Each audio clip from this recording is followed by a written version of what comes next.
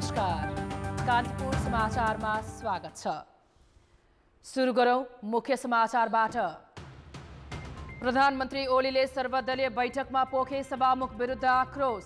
MCC सहित महत्त्वपूर्ण विधेयक अड्काएर संसदीय मर्यादा नाघेको आरोप। कांग्रेस भन्छ पहिला राजनीतिक निकास देऊ। ओली खेमालाई कमजोर बनाउन जस्तो सुकै कदम उठाउने नेपाल पक्षको रणनीति। लुम्बिनी प्रदेशको सरकार ढाल्न बहुमत सदस्यको हस्ताक्षर भइसकेको दाहालको दाबी। आज 800 मा संक्रमण देखिँदा 89 जना बालबालिका। शहरी क्षेत्रका विद्यालय 1 महिना बन्द गर्न सीसीएमसीको सिफारिस।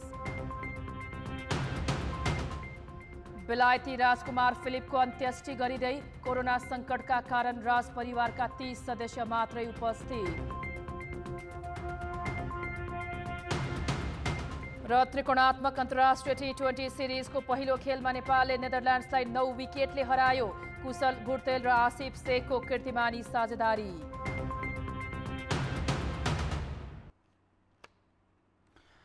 प्रधानमन्त्री केपी शर्मा ओलीले सभामुख अग्निप्रसाद सापकोटाले अधिकार क्षेत्र बाहिर गएर संसदमा अमर्यादित भूमिका निर्वाह गरेको आरोप लगाएका छन्। प्रधानमन्त्री ओलीले आज बालुवाटारमा बोलाएको प्रतिनिधि सभामा प्रतिनिधित्व गर्ने दलहरूसँगको छलफलमा संसदमा पेश भइसकेका विधेयकहरूलाई रोकेर सभामुखले सरकारको काम प्रभावित पारेको बताए। उनले संसदमा टेबुल भइसकेको एमसीसी नागरिकता विधेयक, संघीय निजामती कर्मचारी लगायतका विधेयक सभामुखकै कारण अघि नबढेको दलका नेताहरूलाई सुनाएका थिए। बैठकमा प्रधानमन्त्री ओलीले अहिले देखिएको राजनैतिक सङ्कटको समाधान र महामारी नियन्त्रणका लागि दलहरूसँग सुझाव मागेका थिए। यसको अवस्थाको बारेमा, परिस्थितिको बारेमा र साझा समस्याहरूको समाधान कसरी गर्ने भन्ने विषय त्यसका लागि सर्वदलीय बैठकमा प्रमुख प्रतिपक्षी कांग्रेसले समेत आफ्नो नेतृत्वको सरकारले एमसीसी सम्झौता अघि बढाएको भन्दै संसदबाट पारित गराउने काम सरकारकै भएको धारणा राखेका थिए। त्यस्तो अप्ठ्यारो पारिरहेको छ। नागरिकता विधेयक त्यस्तै भइरहेको छ। संघीय निजामती ऐन अथवा त्यस सम्बन्धी विधेयक त्यस्तै भइरहेको छ। हामीले राष्ट्रिय गौरवका आयोजनाहरूसँग सम्बन्धित एउटा सनसेट विधेयक लिएर आएका थियौँ, त्यो पनि अगाडि बढ्न पाइरहेको छैन। यस्ता कुराहरू हुनु हुँदैन। संसदलाई छलफल गर्न दिउँ, संसदलाई फैसला गर्न दिउँ। देशको राजनैतिक अवस्था पछिल्लो समय जटिल बन्दै गएकाले सत्तारूढ दल एमाले नै मार्ग प्रशस्त गर्नुपर्ने धारणा कांग्रेसले राखेको नेताहरूले बताएका छन्।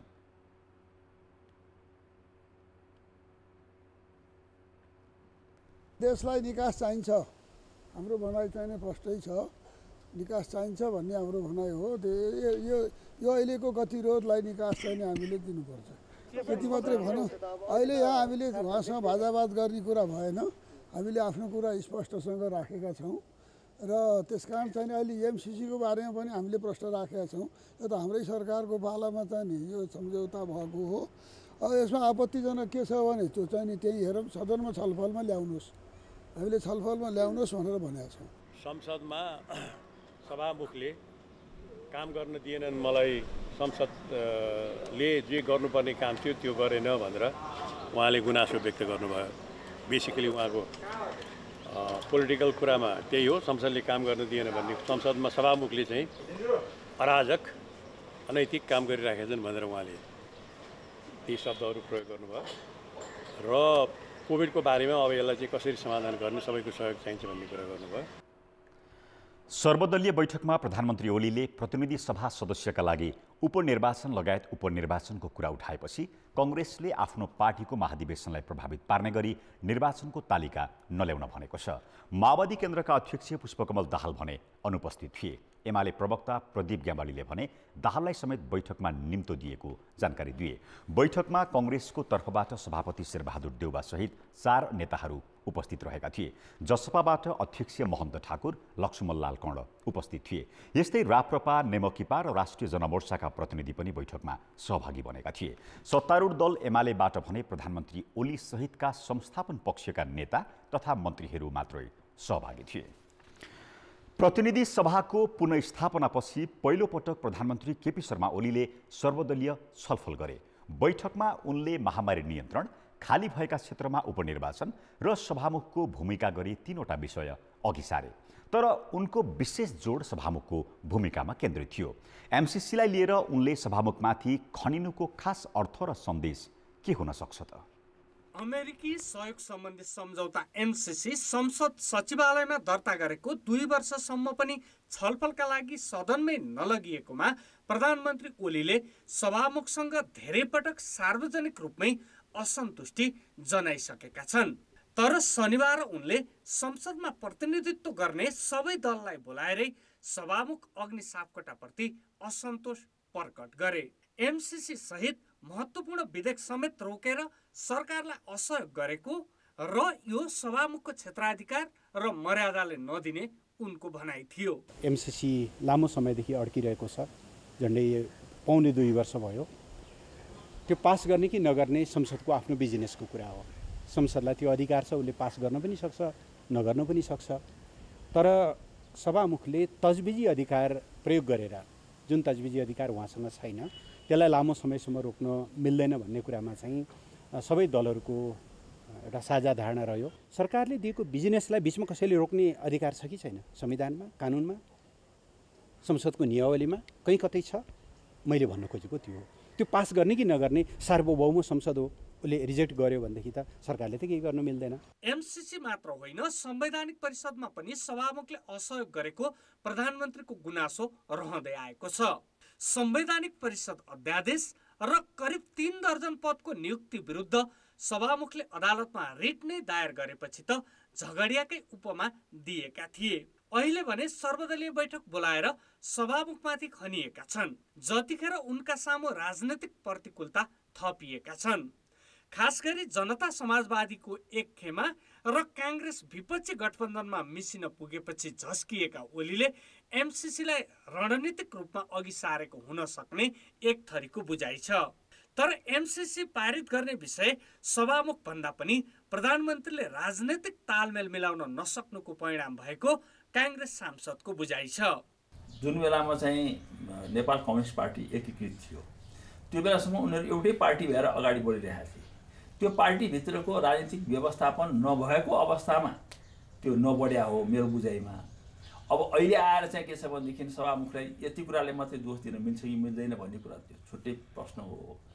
एमसीसीको बारेमा कृष्णबहादुर महराजीकै पालामा चाहिँ दर्ता भए पनि त्यो चाहिँ के छ भने अगाडि नबढेको विषय हो। र त्यो कसो कारणले हो भन्दाखेरि सत्तापक्ष अर्थात् ओलीजीकै प्रधानमन्त्री भएको बेलामा र चाहिँ उहाँकै सरकार चाहिँ चालु भइरहेको बेलामा नै उहाँले अगाडि बढाउनलाई चाहिँ नसक्नु भएको हो। त्यसकारण त्यो राजनीतिक व्यवस्थापनको कमी हो भन्ने मलाई लाग्दछ। त्यसो त प्रधानमन्त्री पुनर्स्थापित संसदको एउटा पनि बैठकमा सहभागी भएका छैनन्। यसलाई फेरि पनि निष्प्रभावी बनाउने र विघटन सही थियो भन्ने देखाउने उनको दाउ पनि हुन सक्ने उनका आलोचकहरूको बुझाइ छ। कान्तिपुर समाचारका लागि क्यामेरामा हरिशरण तिमिल सिन्हा र रूपक कोइरालाका साथ दीपक आचार्य, काठमाडौँ। कर्णाली प्रदेशसभामा फ्लोर क्रस गरी मुख्यमन्त्री महेन्द्र बहादुर शाहीको पक्षमा मतदान गर्ने प्रदेशसभा सदस्यलाई प्रदेशसभा सदस्य र पार्टीको साधारण सदस्य समेत नरहने गरी निष्कासन गरेको छ। प्रदेशसभाको 7औं अधिवेशनमा मुख्यमन्त्री महेन्द्र बहादुर शाहीले विश्वासको मत लिने सम्बन्धी प्रस्तावको पक्षमा मत दिएका एमालेका सांसद नन्दसिंह बुढा, अमर बहादुर थापा र कुर्मराज शाहीलाई प्रदेशसभा सदस्य र पार्टीको साधारण सदस्य समेत नरहने गरी एमाले कर्णाली प्रदेश कमिटीले निष्कासन गरेको छ। सांसद प्रकाश ज्वाला केन्द्रीय सदस्य भएकाले सबै पक्षबाट निष्कासन गर्न शनिबार केन्द्रमा सिफारिस गरेको छ। उनीहरूले व्हिप उल्लङ्घन गरी जघन्य अपराध गरेको एमाले प्रदेश कमिटीको आरोप छ। यसैगरी विश्वासको मतका पक्षमा मतदान गर्न पुगेको र पछि मत सच्याएका अर्का सांसद देवी ओलीलाई स्पष्टीकरण सोधिएको छ।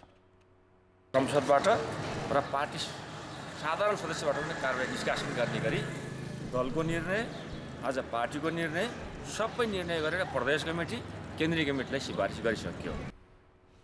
कारबाहीमा परेका सांसद प्रकाश ज्वालाले आफूलाई गरिएको कारबाहीले कुनै अर्थ नराख्ने प्रतिक्रिया दिएका छन्।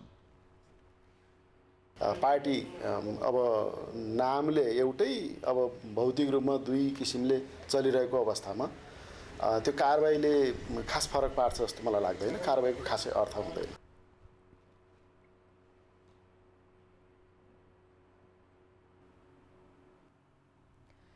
कर्णाली प्रदेशमा माधव नेपाल समूहले आफ्नै पार्टीको विरुद्धमा मतदान गरी माओवादीलाई साथ दिएपछि यस्तो अभ्यास अब अन्य प्रदेश र केन्द्रसम्मै हुन सक्ने संकेत देखिएको छ।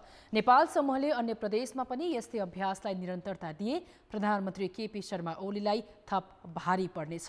एमालेका दुवै समूह एकअर्का विरुद्ध आक्रामक हुँदा यसको लाभ भने कांग्रेस र माओवादीले उठाउनेछन्। गण्डकी प्रदेशमा मुख्यमन्त्री पृथ्वी सुब्बा गुरुङ विरुद्ध पनि वैशाख 2 मा अविश्वासको प्रस्ताव दर्ता भइसकेको छ। प्रधानमन्त्री ओली निकट गुरुङ विरुद्ध कांग्रेस, माओवादी, जनमोर्चा, जसपा लगायतका दल एउटै मोर्चामा उभिएका हुन्। अहिलेको अवस्था हेर्दा गण्डकीमा विपक्षी मोर्चाले नै गुरुङलाई हटाउन सक्नेछ। कारणवश अविश्वासको पक्षमा मत नपुग्ने भए एक सिट रहेको नेपाल समूह सघाउन तयार छ। यता लुम्बिनीका मुख्यमन्त्री शंकर पोखरेल विरुद्ध पनि मोर्चाबन्दी सुरु भएपछि प्रदेश सभा अधिवेशन नै अन्त्य गरिएको छ। लुम्बिनीमा 9 सिट भएको जसपा निर्णायक मानिए पनि अहिलेसम्म कुनै निर्णय नलिँदा अविश्वासको प्रस्ताव भने दर्ता भइसकेको छैन। जे होस्, नेपाल पक्षले अब ओली खेमालाई कमजोर बनाउन जहाँ जे सम्भव हुन्छ त्यही गर्ने रणनीतिमा लागिसकेको छ। भन्न सकिन्न कुन ठाउँमा कस्तो अवस्था सिर्जना हुन्छ, के हुन्छ, केपीजीको यात्रा कसरी अगाडि बढ्छ, के घटनाहरू कस्ता घटनाहरू घट्छन्, कस्तो परिस्थिति तयार हुन्छ, त्यो आधारमा चाहिँ हामीले लडाइँका तौर तरिकाहरू बदल्छौँ, फेरबदल गर्छौँ र हाम्रा धेरै विकल्पहरू छन्। हामीसित अनेक खालका विकल्पहरू छन्, तर ती जम्मै विकल्पहरू, ती सबै कुरा नेपाल राष्ट्रको रक्षाको लागि, लोकतन्त्रको रक्षाको लागि र कम्युनिस्ट आन्दोलनको रक्षाको लागि नै केन्द्रित छ। उहाँ र हाम्रो यात्रा विपरीत दिशामा गइरहेछ। सुदूरपश्चिममा एमालेमा नेपाल पक्ष नै हावी देखिन्छ। उसले चाहँदासम्म माओवादी नेतृत्वको सरकार सुरक्षित रहनेछ। पार्टीलाई 2075 जेठ 2 अघिकै अवस्थामा फर्काउन दबाव स्वरूप नेपाल समूह सदन संगठनमा ओलीको विपक्षमा भूमिका खेल्ने एक सूत्री एजेन्डामा केन्द्रित छ। आफूमाथि कारबाहीको डण्डा प्रयोग गरेकाले पनि यो समूह प्रतिशोधमा उत्रिएको देखिएको छ। त्यसैले प्रदेश 1 र बागमती हुँदै केन्द्र सरकारसम्मै नेपाल समूहले यही रणनीति अपनाउन सक्नेछ। नेपाल समूहमाथि एकपछि अर्को कारबाहीको डण्डा चलाइरहेको ओली खेमा भने कर्णाली घटनापछि तत्काल कुन बाटो रोज्ने प्रश्न भइसकेको छैन। हामीले कारबाही गरेका कारणले कर्णाली प्रदेशमा हुइप उल्लङ्घन भएको होइन, कसैलाई पनि कारबाही गरेकै थिएनौँ। हामीले हाम्रो पार्टीको चाहिँ बहुमत हुँदाहुँदै, हाम्रो आफ्नै सिङ्गल सरकार बन्ने परिस्थिति हुँदाहुँदै आफ्नै सरकार ढालेर अर्कोलाई भोट हाल्ने कुरा भनेको त चान्चुने कुरा होइन नि। कारबाही गरेका कारणले त्यो परिस्थिति उत्पन्न भएकै होइन। अब चाहिँ कारबाही हुन्छ उहाँहरूलाई, किनभने हाम्रो पार्टीले आफ्नो पार्टीको उम्मेदवारलाई भोट हाल भनेर सिकाइरहनु पर्छ र त्यहाँमाथि भएन भोट हाल्नुपर्छ भनेको थियो।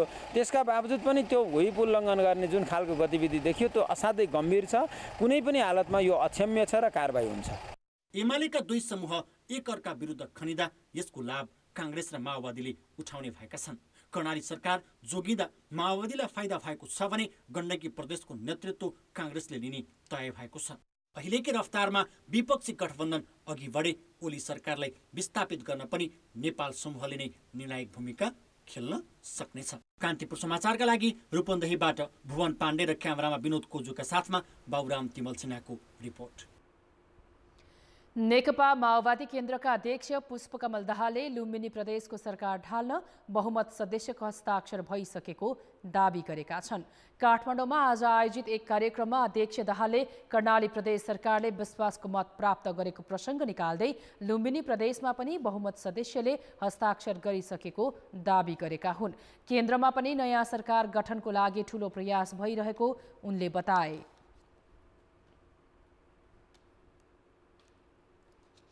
तपाईहरुलाई थाहा छ, हामी सरकार गठन पुनर्गठनको एउटा ठुलो प्रक्रियाभित्र हामी छौँ। हिजो मात्रै कर्णालीमा के समस्या थियो र कहाँ गएर टुङ्गियो तपाईहरुले थाहा पाइसक्नु भएको छ। अब अस्ति मात्रै गण्डकी प्रदेशमा अविश्वासको प्रस्ताव दर्ता भएको छ र बहुमतले सरकार परिवर्तनको निम्ति अर्को चाहिँ मुख्यमन्त्रीको नाम सहित समावेदन चाहिँ प्रस्तुत गरेको छ र समर्थन फिर्ता पनि हामीले लिइसकेका छौँ र त्यसै गरी लुम्बिनीमा पनि सरकार परिवर्तनको निम्ति करिब करिब बहुमतको हस्ताक्षर सङ्कलन भइ नै सकेको छ। एकातिर भने अर्कोतिर केन्द्रमा यो अन्यल र अराजकताको स्थितिको अन्त्य गर्नको लागि हामी केन्द्रीय स्तरमा पनि लगातार पहल गरेका छौँ र अहिले परिस्थिति असामान्य रहेको र 30 वर्षमा नसिकेको ज्ञान पछिल्लो 3 वर्षमा हासिल गरेको उनको भनाइ थियो। प्रधानमन्त्री ओलीले सहमति तोडेकाले यो अवस्था आएको उनको भनाइ छ। पार्टी छाडेर गएकाहरूलाई आइज भन्न पनि मन लाग्न छाडेको उनको गुनासो छ। सत्ता समीकरणमा निर्णायक मानिएको जनता समाजवादी पार्टीमा एकमत हुन नसक्दा संघीय सरकारबारे दलहरूबीचको ध्रुवीकरण अन्योलमा परेको छ। पार्टी नै दुई कितामा विभाजित भएपछि वैकल्पिक सरकार गठनमा जाने कि ओलीलाई साथ दिने भन्ने विषयको रस्साकस्सी 1.5 महिनादेखि टुङ्गोमा पुग्न सकेको छैन। यसको असर केन्द्रमा मात्रै होइन प्रदेश सरकारमा समेत परेको छ। जनता समाजवादी पार्टीका शीर्ष तहका नेताहरूबीच यो साता लगातार 2 दिनसम्म सत्ता समीकरणको विषयमा अन्तिम निर्णय लिन भन्दै छलफल भयो। कांग्रेस सभापति शेरबहादुर देउवाले वैकल्पिक सरकारको नेतृत्व गर्न तयार रहेको भन्दै चैत 27 गते धारणा माग गरेपछि जसपा नेताहरू छलफलमा बसेका हुन्। तर ओली सरकारमा जानुपर्ने महन्त ठाकुर समूह र जानै नहुने अडानमा रहेको उपेन्द्र यादव समूह बीच ठोस सहमति हुन नसक्दा निर्णय हुन सकेन, जसका कारण सत्ता समीकरणको अन्तिम टुङ्गो केन्द्रीय कार्यकारिणी समितिबाट लगाउने भनिएको छ। तर समितिको बैठक बस्ने विषय नै अनिश्चित छ। त्यसो त नेतृत्व तहले छिनोफानो गर्न नसकेको विषय कार्यकारिणी समितिबाट टुङ्गो लागिहाल्छ भन्ने अवस्था पनि छैन। किनभने संसदमा ठाकुर समूह केही बलियो देखिए पनि 51 सदस्यीय कार्यकारिणी समितिमा भने यादव नेतृत्वको समूह बलियो छ। स्रोतका अनुसार ठाकुर नेतृत्वको समूह पार्टी फुटाएर भए पनि ओलीलाई समर्थन गर्ने मनसायमा पुगिसकेको छ। तर उनीहरू नयाँ सत्ता समीकरणको आधार बनि नसकेको बताइरहेका छन्।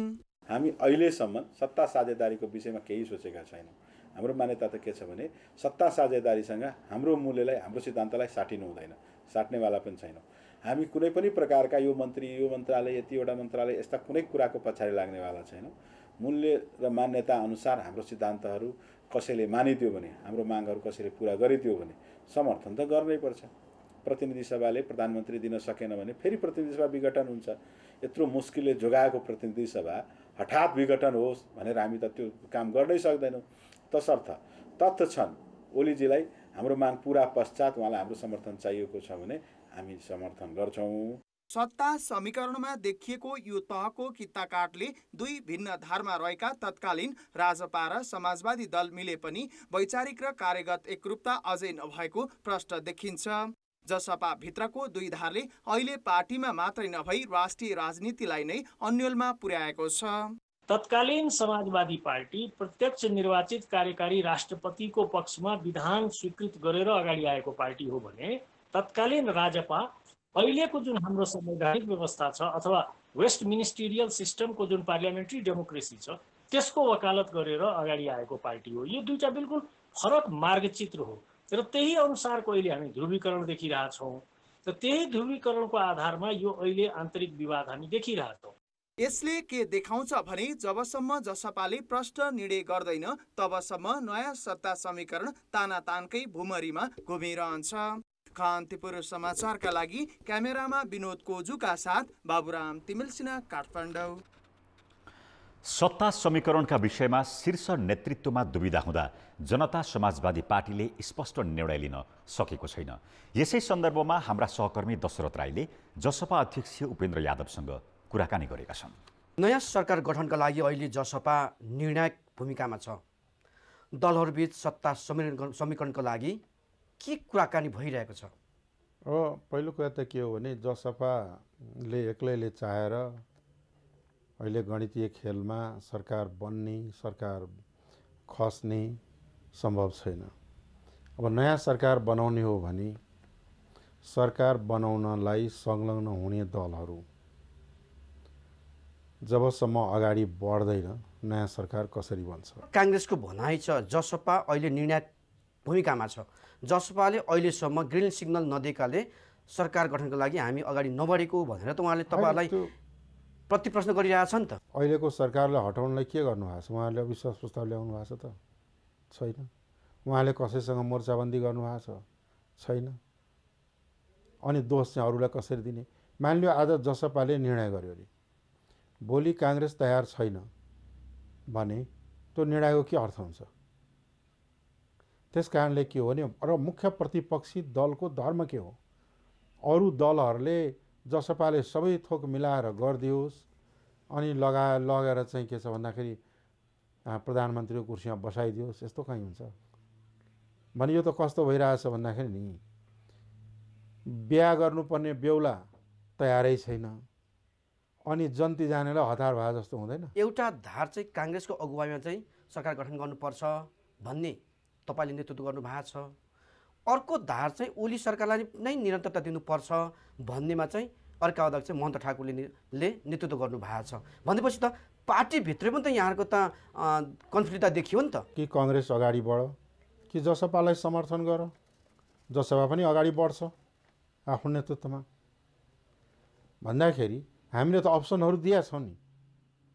अब जहाँसम्म के छ भन्दाखेरि फरक कुराहरू हरेक पार्टीमा हुन्छ र हाम्रो पार्टीको निर्णय के हो भने लोकतन्त्र, संघीयता र गणतन्त्रको रक्षाका लागि, परिवर्तनको रक्षाका लागि र मुलुकको जुन अहिलेको राजनीतिक समस्याहरू देखा परेका छ त्यसको समाधानका लागि ओली सरकारको बहिर्गमन नै पहिलो आधार हो। ओलीको बहिर्गमन मात्र एक शर्त भन्नुहुँदैछ। अर्का अध्यक्ष ठाकुरजी के भन्दै हुनुहुन्छ भने ओली सरकारले हाम्रा मुद्दाहरू एड्रेस गर्दैछन्, भर्खर हेरेको अवस्थामा छौँ भन्दै कसरी बुझ्ने? एउटा कुरा छ कि हामीले दुवैजना अध्यक्षले पार्टीले गरेको निर्णयलाई सार्वजनिक गरेका छौँ, हस्ताक्षर गरेका छौँ, यहाँहरूले पनि पाउनु भएको छ। ओलीको सरकार असंवैधानिक कार्य गरेको छ, प्रतिगमनकारी हो, अलोकतान्त्रिक हो र यो प्रतिगमनकारी कार्यलाई खारेज गर्नको लागि सङ्घर्षमा जाने भनेर सङ्घर्षमा गएकै पनि हो। उहाँले पनि ठाउँ ठाउँ भाषण गरेकै हो। पार्टीको निर्णय भनेको यो हो। ओली बाहेकको सरकार बन्छ भन्नेमा तपाईँ ढुक्क हुनुहुन्छ? निश्चित रूपमा यो मुलुकको हितका लागि ओली बाहेकका सरकार बनाउनुपर्छ। पछिल्लो समय जसपा भित्रैबाट पनि सरकारको नेतृत्व गर्नुपर्छ भन्ने विषय उठेको छ। होइन, त्यो त राम्रो कुरा हो नि। मैले त भनेको काङ्ग्रेस र माओवादी केन्द्र अगाडि बढ्दैन भने जसपाको जिम्मेवारी काँधामा आयो भने त बोकेर हिँड्न तयार छ जसपा। कि त सहयोग गर्नु पर्यो कि त अगाडि बढ्नु पर्यो। अनिर्णय भन्ने हामी होइन, अनिर्णय चाहिँ उहाँहरू नै हो। उतै हो। 2 महिना भइसक्यो सरकार गठनको एक्सर्साइज यहाँले गर्नुभएको, तर परिणाम निस्केको अवस्था छैन। जसपाले सरकारको नेतृत्व गर्न पायो भने कसको नेतृत्वमा सरकार बन्छ? पार्टीले जसलाई निर्णय गर्छ उनलाई नेतृत्व गर्छ। मैले भन्ने हो भने म बाहेक सबैजना योग्य छन्। तर कार्यकारिणी समितिबाट यहाँले निर्णय गराउँछु भन्नुभयो, फेरि पदाधिकारीमै तपाईँ फेरि फर्किनु भएको छ, पदाधिकारीको बैठक यहाँले जारी राख्नु भएको छ। अहिलेसम्म कसरी अगाडि जाने भन्ने कुरो निकल गर्न होइन। अब हामीले आफ्नो नेतृत्वमा सरकार बनाउँछ भन्ने निर्णय गऱ्यौँ भने हाम्रो निर्णय हामीले नै कार्यान्वयन गर्न सक्ने स्थिति छैन। अनि त्यो निर्णय के काम हुन्छ?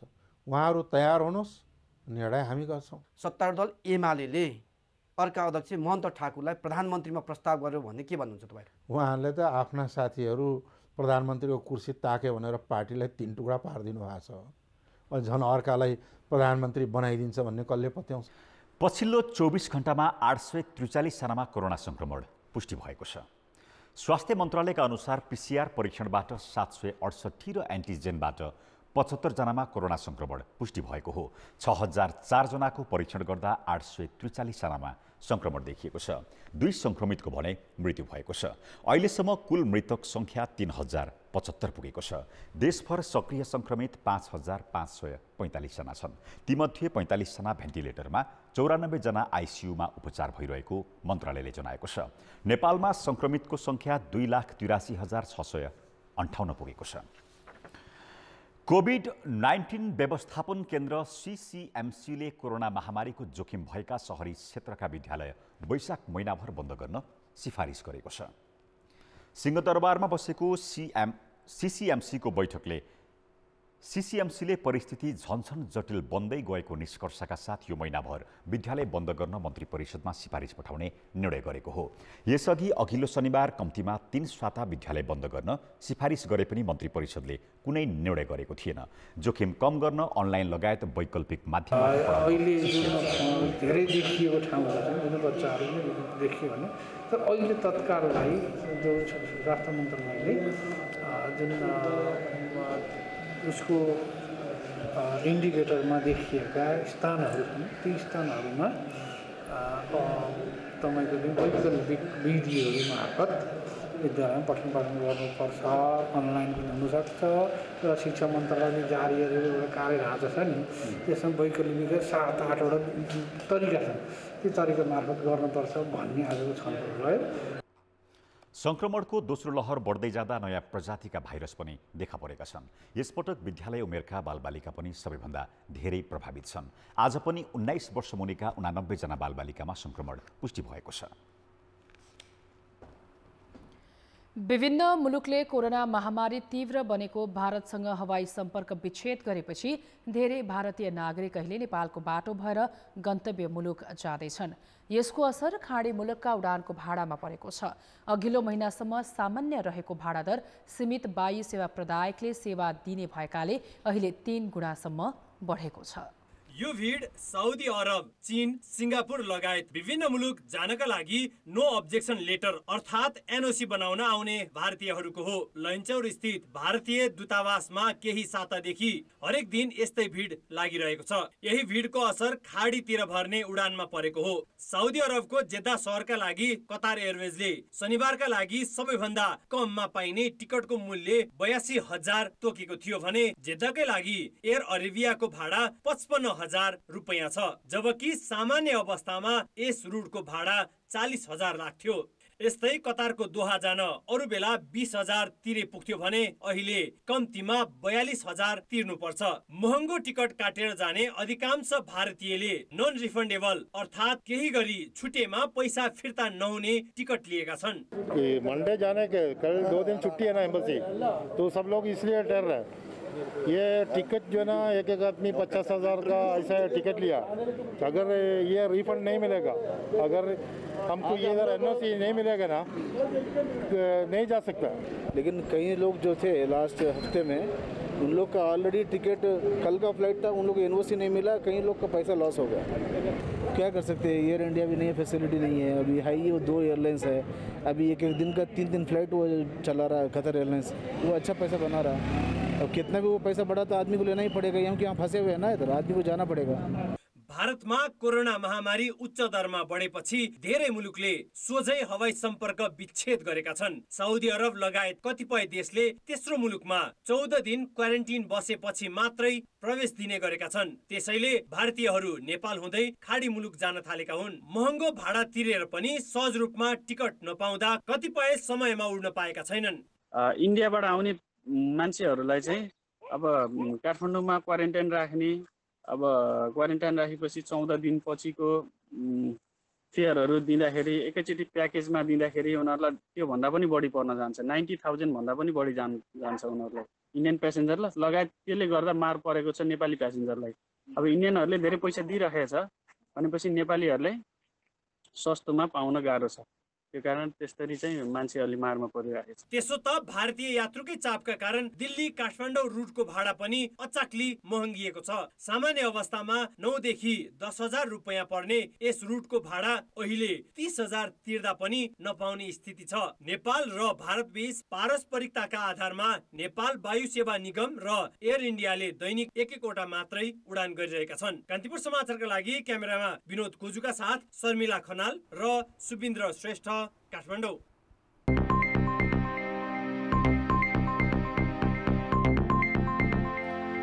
काठमाडौँ लगायत देशका प्रमुख सहरहरूमा कुखुराको तयारी मासु अहिलेसम्मकै उच्च बिन्दुमा पुगेको छ। माग बढेको र उत्पादन घटेको मौका छोपी व्यवसायीले आफू खुसी मूल्य बढाएर 1 किलो कुखुराको मासुलाई 460 रुपियाँसम्म लिइरहेका छन्। 15 दिन अघिसम्म प्रति किलो 380 रुपियाँमा कारोबार भएको तयारी कुखुराको मासु अहिले 460 रुपियाँसम्म पुगेको छ। काठमाडौँ उपत्यका सहित विभिन्न ठाउँमा बर्ड फ्लू र रानीखेत नामको रोग देखिएपछि किसानहरू अहिले फर्ममा नयाँ चल्ला राख्न हच्किएका छन्। माग कम नभएको र उत्पादनमा कमी आएको मौका छोपी व्यवसायीले आफू खुसी मूल्य बढाएका हुन्। यसरी चाहिँ दिन प्रतिदिन यो कुखुराको मूल्य बढ्नु भएन होइन, नत्र हामी जस्तो दुखी जनताहरू, गरिबी जनताहरू त भोकभोकै मर्छन्। व्यवसायीहरू अझै तत्काल मूल्य नघट्ने बताउँछन्।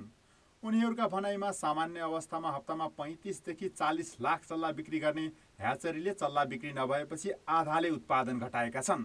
रानीखेतको रोग निर्मूल पार्न नसक्दा माग र आपूर्ति बीच असन्तुलन भइरहेको व्यवसायीको भनाइ छ। एभरेजमा बिक्री हो भनेदेखि त अझ बढ्न सक्छ, उत्पादन यही हिसाबले हो भनेदेखि त। जब अहिलेको रानीखेत चाहिँ कस्तो छ भनेदेखि पहिले रानीखेत चाहिँ रानीखेतको भ्याक्सिन हामी लगाउँछौँ, लगाए पनि पहिले त्यो छुन्थ्यो। तर अहिलेको रानीखेतको स्ट्रेन चेन्ज हो कि के हो, अहिले चाहिँ भ्याक्सिन लगाउँदा पनि यो चाहिँ कन्ट्रोलमा आएको छैन।